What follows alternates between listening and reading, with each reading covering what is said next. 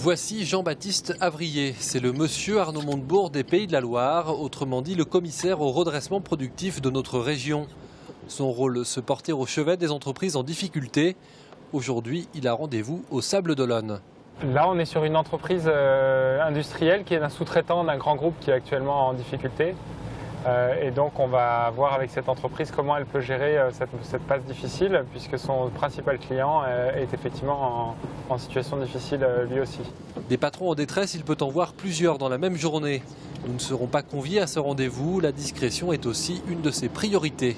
C'est important d'avoir ce climat de confidentialité dans le travail qu'on peut avoir avec les entreprises. Elles nous font confiance, elles savent qu'en travaillant avec nous, ça va rester au moins dans un premier temps entre nous et qu'il n'y aura pas de retombées négatives pour elles. Depuis la création de ce poste en 2012, 2500 emplois auraient été sauvés en Pays de la Loire. 150 entreprises en moyenne sont suivies en permanence dans la région. En Vendée, elles sont un peu plus d'une vingtaine. Le principal objectif, déceler les difficultés avant qu'il ne soit trop tard. En clair, il faut agir vite. Voilà, à tout à l'heure. Une entreprise qui commence à avoir des difficultés, on va avoir beaucoup plus de solutions et de moyens pour l'accompagner.